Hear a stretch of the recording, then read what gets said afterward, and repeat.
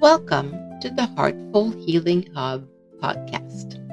I am Deanne, your host, frequency intuitive and energetic healing guide, here to hold space for transformation through sound, energy, and sacred storytelling.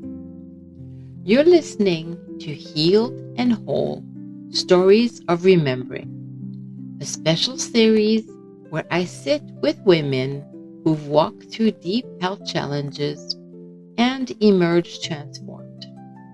These are conversations that are sacred, heart to heart, soul to soul, filled with truth, resilience, and the power of coming home to yourself.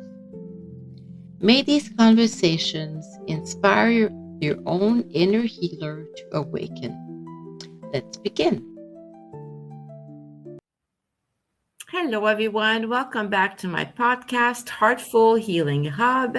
Today, I am sitting with, you say Eva or Eva? Both is fine. Both is fine. All right. Eva, however you prefer. I am going to introduce her now.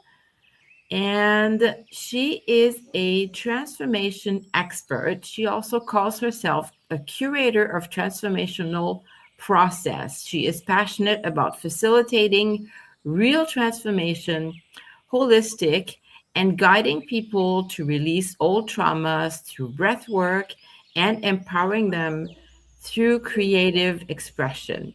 She is also an art therapist, transformational breath group leader, and a somabreath master instructor, as well as a yoga and meditation teacher since 2011 and a practitioner since 1993. She has written her PhD thesis about transformational processes through long-term yoga practice. That is a lot to say. Thank you for being here. Welcome. How are you? Thanks. Very fine. And you? Excellent. So the stage is yours. Whatever it is that you feel like you would like to share, whether it's an experience or what you do, I am just leaving that one up to you. So let's say, because you call it Heartful, your podcast, and I have the impression with the breathing that it really takes people to their heart. More than any other methods I have found so far. I mean, the creativity as well, but the creativity and the breathing, this is what really helps people to be centered in their heart. It's amazing that you do it. Yeah, did you want to do a little bit of breathing right now, or you can if you want? I'm just a suggestion. If not, you can carry on. Yes, we could. It's actually a good idea. Okay. We could if you want to, because there's another layer that comes to it. I was just thinking about it. It's the thing called the layers of the heart, and actually, you know that in the heart you can go, like in yoga they say that you can go very deep. Like you do not only have the physical body, but after it's like you have different layers. You have the physical, and then it comes the emotional, and behind the intellectual, and then the further wisdom body, and the last body, which is like the very one behind, is just your body of bliss. So in fact, with the heart, you know, if you go into your heart with whatever technique you use, you can go like you can access all these layers. So not just like the physical emotionally, but you can go really into very profound states. Yeah, very true. And like I said, if you feel led to do a small, a short breath work with us, I mean, I'm open to that. If you'd rather talk, then whatever. Okay, so close your eyes. You're going to breathe through the nose, and you can breathe out through the mouth if you want. You close your eyes. So I would say The most balancing thing is to breathe on a count of four. So you breathe in, if you can, on a count of four slowly, and breathe out on a count of four.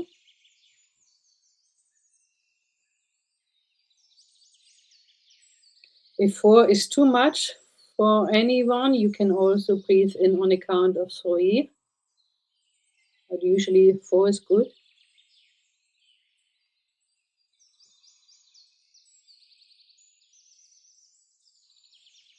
And my favorite practice is actually to focus on the pauses between the breath. And in these pauses, you can start with focusing on the heart.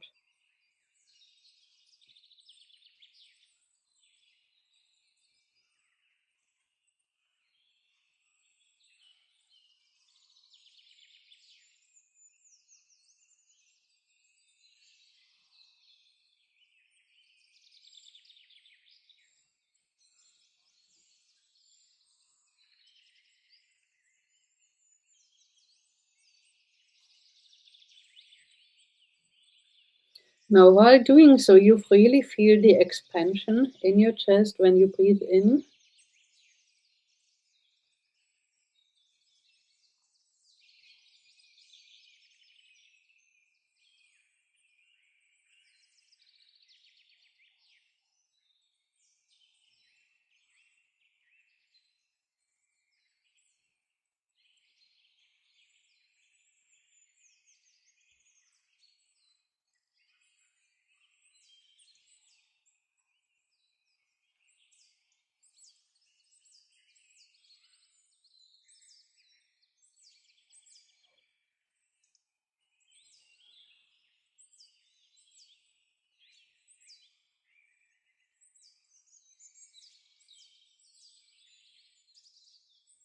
And there's another little nugget. What you can do is that you breathe in on the in breath above your head, like from your chest, above your head, about a handful above your head, 12 fingers. It's called Radhashanta.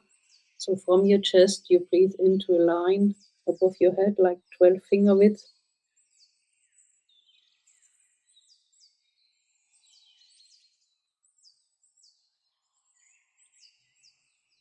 And the next in and out breath would go in front of you.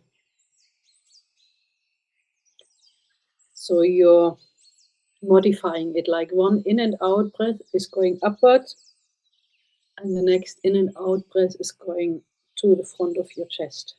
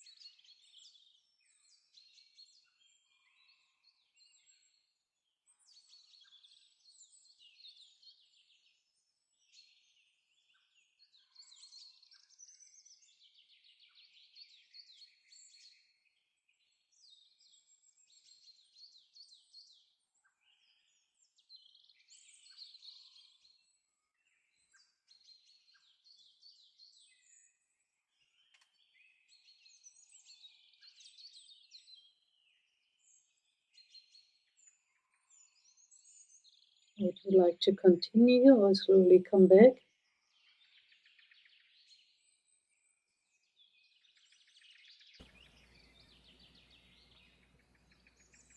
That was feeling really good. Thank you. So is that something like It the really breath? opens the headspace. It does. It does. So the breath work, that's one of obviously one of your tools that you use with your clients. Yes, I mean, that's not breath work. I mean, this is just like yogic meditations, which Hmm. very often include the breath as well. Yeah. But it's not the hardcore breath work where you really change your breathing pattern a lot and go to Yeah. different states. Yeah. So what's led you to doing the yoga and the practice that you do now? Was there an event that led you to doing this, or what? I started yoga back in 1993. I mean, it was so long ago. I was living in London, and a friend of mine, she started yoga, and somehow I started as well. So in evening classes, just in the district of London where I was living. And then I had a very good yoga teacher when I moved back from London. Yoga teacher who lived very long time in India, and he was very much into Mhm. philosophy. So I started with all the yoga philosophy, with the profound yoga, long before I started asanas. No, actually in London we did some asanas, but then I started pretty soon with the philosophy. So now you've incorporated other things into this, not just yoga. You're not just yoga doing yoga now. So what was the The process? yoga itself, it's such a huge topic. I mean, Oh yeah. it's different from what they consider it to be in the US. It's not gymnastic, but yoga itself, it's so huge. I mean, you can spend several lifetimes just with yoga alone. But I incorporated like the breath work, because I was looking for a complementary tool for the art therapy. Like, I'm not a big fan of talk therapy as a therapist. Like, I have always been interested in like more subtle spaces or altered states of consciousness, because well, it's more interesting, and you can't really hear anything on the superficial verbal level, according to many people's experiences.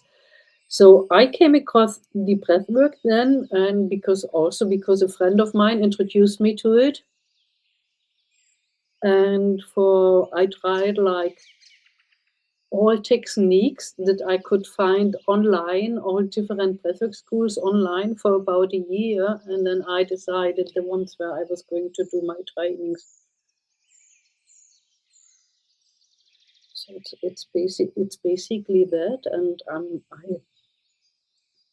it took me 1.5 years each of the trainings, plus all the art, plus all the breathing which you have before in the yoga. And I found it very fascinating, because the breath involves all parts of your body. So it was like, the more I learn, the more I know how little I know, because it's such a vast topic. And I'm not a medical doctor. Like, it took me a while to learn all the things about the functioning of the lungs, and how the oxygen flows, and all the other things. So, and then it's part of the entire body, and not just the physical body. What I mentioned before, you have all the different layers, and it's so easy to access the other layers, at least until to the third layer. It's so easy to access it through the breath, because the breath is involved in the other. So even when you leave the physical layer behind, then you still have the subtle layers, which has the life energy involved. That's how I started. and No, that's the journey wonderful. and the journey hasn't ended. I mean, No, it's and I feel the same way about like um I've not done a whole lot of yoga throughout my life. I enjoy it when I do it, but it's not something that I focused on. But I feel the same way about herbs and like herbalism. And yes, I do pronounce the H. I know that some people don't, but I'm not, like a lot of people in that live in the US, well, most people that live in the US, they don't pronounce the H when they talk about herbalism, but I do because I live in how Canada. do they pronounce it? How do they? Yeah, They just say herbalism. They really. just Okay. they don't pronounce the H. So anyway, Okay, but you are in Canada, so it doesn't I'm concern in you. Canada, so I It do doesn't pronounce concern the me either. H. So Yeah. and for, yeah, for some people it's just funny. But what I was gonna say, back to what I was gonna say here, is that there is so much knowledge with herbalism that you could spend 10 lifetimes learning about it and you That's still would cool. not know everything. So I'm guessing yoga is very much the same because It's there's the so same, many yeah. different. Yeah. And in um yoga, I mean, not in yoga, but in Ayurveda, which is like closely related to the majority of yoga branches. In Ayurveda, you have all the herb part as well. And, it takes years to learn it. And Yeah. that's only the local herbs like of one continent or of one area. I mean, then you have all the others area of the world. So yeah, it's a long thing to learn. Yeah, and it's fascinating. So for me, I don't mind. I it could take me, my entire life, but it's something I It's enjoy good to have learning. this kind of topics, and you never end learning it. It's good. It keeps you busy. Yeah, no, It's it's fun. fascinating. Yes. I'm curious about how the art therapy weaved itself into what you're doing now. So where does that one come from? Well, I have always been like an artist since childhood. Like I was always painting and going to painting classes and having exhibitions. And it stopped for a while.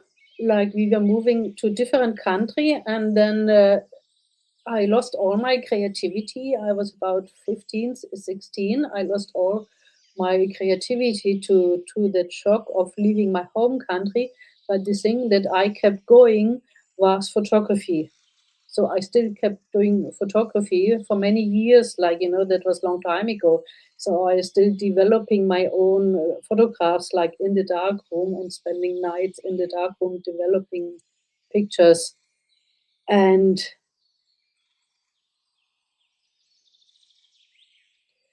And then I ended up working in an office, and I never really wanted it. Like I only started having an office job because I wanted to move abroad.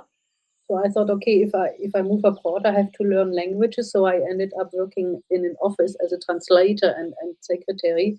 And then when I was 28, I went to Burning Man, and Burning Man was really my midlife crisis event when I when I noticed, and then I met Alex Gray. Probably you know Alex Gray. He's pretty famous in the US. If you see his paintings, you know him, because like in the 90s he did all these paintings called sacred mirrors, where he depicted different layers of a human person, male and female. Now it's pretty much iconographic what he's doing, and he helped me to come back to the art path and other events. So I had this midlife crisis. I wasn't really sure what to do with my life. I knew I didn't want to go back to the office work after Burning Man, and somehow it still took a while, about 1 year or more, until I even learned about the profession of an art therapist. Somehow when I was young, and when you leave school and people ask what you want to do, or you can fulfill some, you fill in some tests, and then it gives you some recommendations. What are your talents? What are you good at?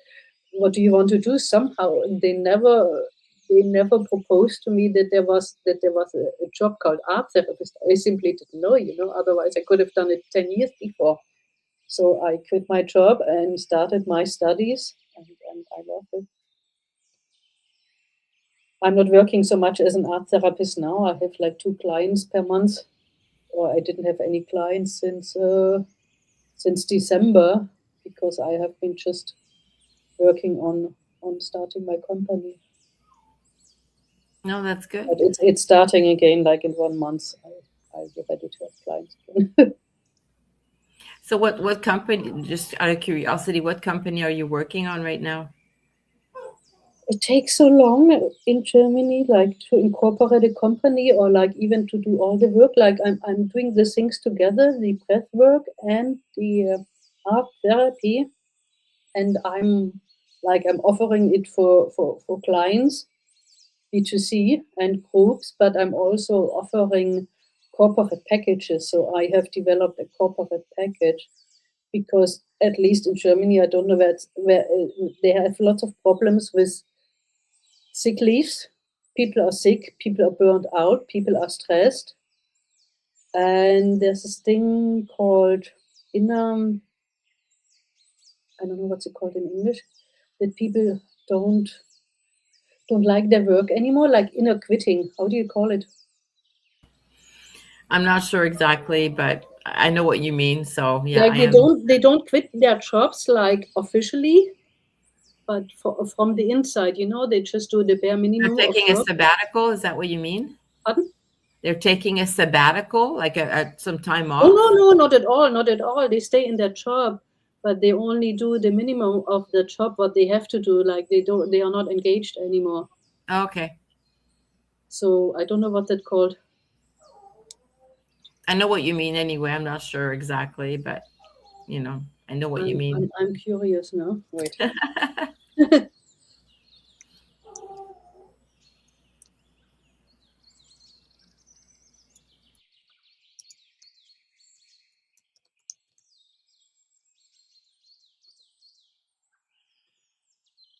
Quiet resignation is called in English. Okay, this is Or probably quitting in one's heart. Quiet resignation, internal resignation. That's what they called. okay. Okay. Well, it's So kind of basically, they stay. People stay in their jobs, but internally they are not really like doing their best at their job. They're just keeping their job, and it costs a lot of money to the company. And I think yeah. like I even won an award. When was it? 2 weeks ago, I won an award. So I gave a small speaker slam speech, 4 minutes, and I was saying how much the breathing and the connection to yourself helps against that internal resignation. Because like if people are connected to themselves, they can be connected to others. And if they are just functioning but not really living, they're like it doesn't lead to anywhere. Like it's not efficient and it's not fulfilling. So Yeah, no, congratulations on your award. That's wonderful. But no, yes, I understand that because there's so many people that are kind of burnt out and they're totally disengaged from what they're doing because exactly that. They don't like the job. They're just yeah, they just it's not fulfilling for their purpose. So they feel empty. So they keep working because they have to pay the bills. But yes, I understand that.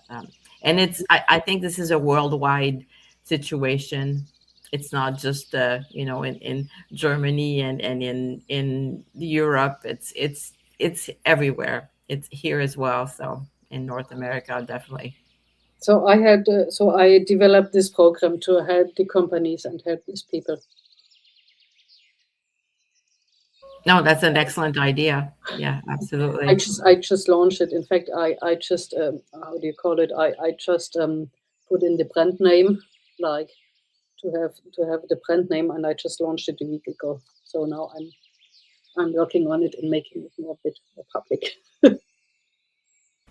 No, that's So awesome. yeah, that kept me busy, like just doing this Mhm. bureaucracy work like for several months. But like I'm looking forward to working like with three people again, like really human connection.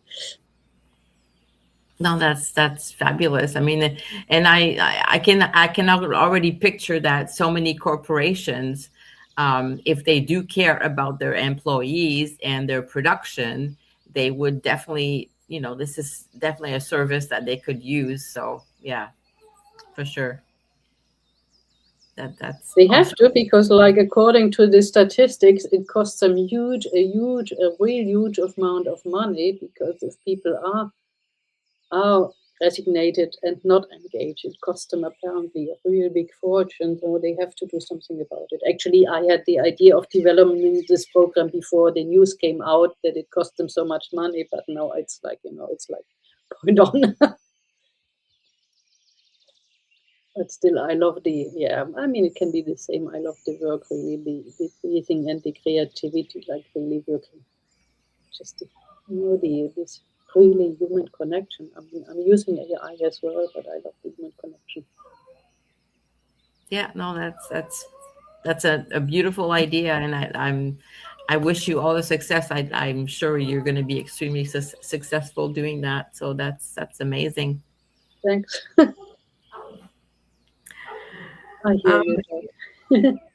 so you're using breath work. Are you like for this company right now? Are you going to be doing breath work and art therapy, or what is your plan? No, it's not art therapy. Basically, it's an art therapy. What you do actually, you use the methods of creativity And what is important, it's the transfer into other areas of the life.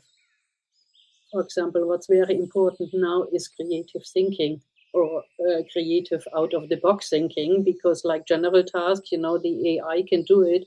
What leaves us human is especially the thing that the AI can't do. It's like not the repetitive task, but especially the creative task. So there's this word called agility, resilience and agility. So people talking lots of agility, it means like you are very flexible in your mind, and you can capture a whole lot of things what's going on, and be present, and be able to react to it, like react to it very fast. That's agility, so. And creativity helps a lot, because it works on both hemispheres of the brain. It gives you that out of the box thinking, so everybody needs that. And the creativity or the art therapy, it gives you the tool to use it, but you use it, like, it's not about the result, it's about the creative process and what happens in yourself. Yeah, that's And of course, it's very satisfying. I mean, that's one of the things why it makes people so happy. Like people at the end of the day. When you do a painting, even when you do whatever creative work, I mean, you have the result, and it gives you this feeling of okay, I have done something, I have achieved something, and that's important.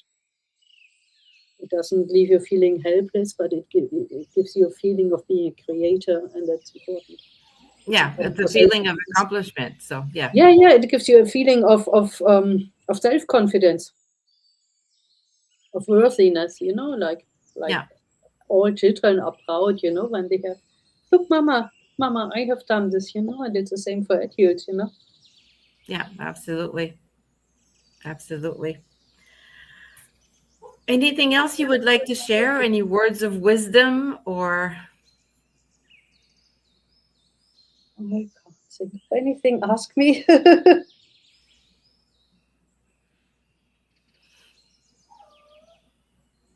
are like so if many you words of wisdom. There are so many. But I well, if think you what, were what we talking start, to what we like started with was quite good, like the being heart centered. yes, well that's very true, and you can talk about this. I mean, it is important um to be connected to our heart and not just up here. So And that's where the breath comes in, because the breath really brings you to your heart, and even like to different layers of your heart, into your body, like being really embodied, and like you said, like not in the mind. oh, absolutely, I cannot agree more with you. I so appreciate the time that you've taken to come with here and talk with me, and yeah, it's been really amazing. So I will have in. I believe you said that your website is only in German right now. No, it's going to be finished in English in about a week. I'm Okay, working on cool. it. So it will be one of the things I'm working on, that I put it in English. So it will be at the latest in 1 week. It's available. I sent you the link. Okay. Well, by the time this episode rolls out, because that's going to be like later on, it will already be translated. So Yeah, I mean, it's easy. Actually, I can tell you now. It's called Integral Breath, integralbreath.com. www.integralbreath.com. okay, that's awesome. But anyway, everything's going to be in the show notes. So like I said, by the time this episode rolls out, it will be done for certain. So Which yeah, will be when approximately? I'll let you know later. But yeah, Okay, it's gonna be for sure out later. So your everything's gonna be done. So perfect. anyway, I appreciate your So time. all the international offers are on integralbreath.com. Awesome, awesome. So we will talk again, and thank you so much for being here. You're welcome. Have a lovely day. Thank you. Thank you for spending time with us inside the Heartful Healing Hub. If this story moved you, please consider sharing this episode or leaving a comment. Your words help others find this sacred space. If you or someone you love has a healing journey to share, we'd love to hear from you. And finally, if you would enjoy a gentle way to unwind after listening, visit the show notes to download your free tea ritual guide, Sip and Soften, a soul-soothing gift to nourish your inner healer. Until next time, be kind to yourself and trust what has always been within you. And remember, you are whole, you are healing, you are home.